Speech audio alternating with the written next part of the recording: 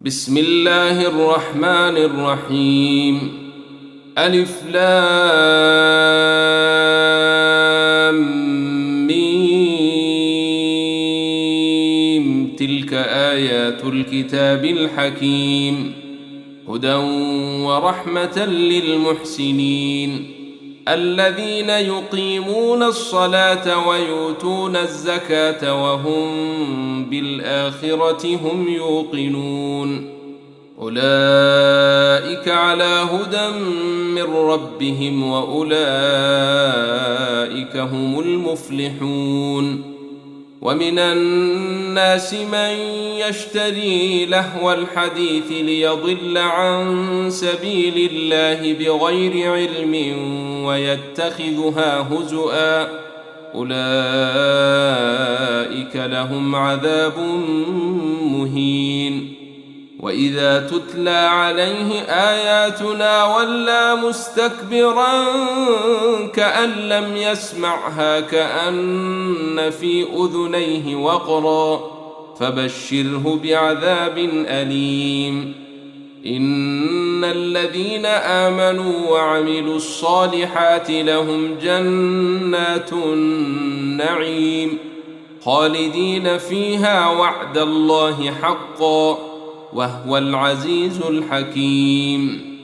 خلق السماوات بغير عمد ترونها وألقى في الأرض رواسي أن تميد بكم وبث فيها من كل دابة وأنزلنا من السماء ماء فأنبتنا فيها من كل زوج كريم. هذا خلق الله فأروني ماذا خلق الذين من دونه بل الظالمون في ضلال مبين. ولقد آتينا لقمان الحكمة أن اشكر لله ومن يشكر فإنما يشكر لنفسه ومن كفر فإن الله غني حميد. وإذ قال لقمان لابنه وهو يعظه يا بني لا تشرك بالله إن الشرك لظلم عظيم. ووصينا الإنسان بوالديه حملته أمه وهنا على وهن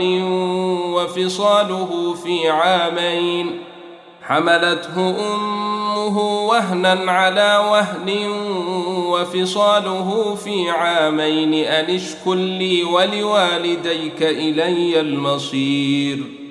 وإن جاهداك على أن تشرك بي ما ليس لك به علم فلا تطعهما وصاحبهما في الدنيا معروفا واتبع سبيل من أناب إلي ثم إلي مرجعكم فأنبئكم بما كنتم تعملون.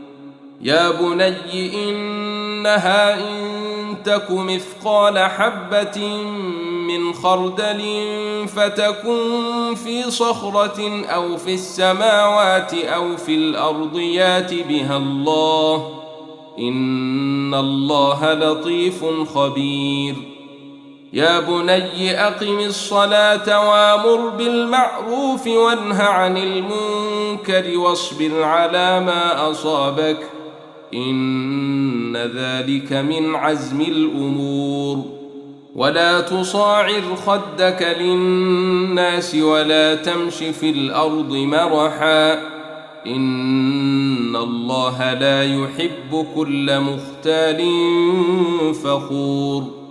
وقصد في مشيك واغضض من صوتك إن أنكر الأصوات لصوت الحمير.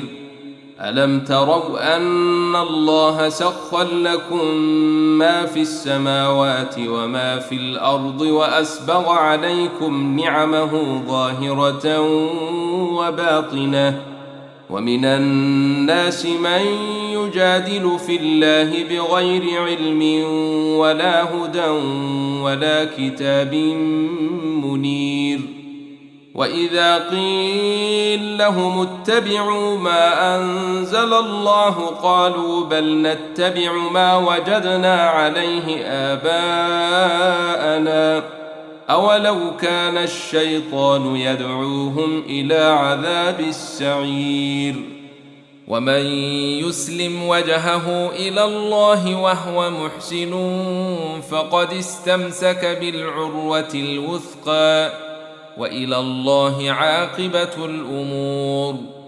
ومن كفر فلا يحزنك كفره إلينا مرجعهم فننبئهم بما عملوا إن الله عليم بذات الصدور.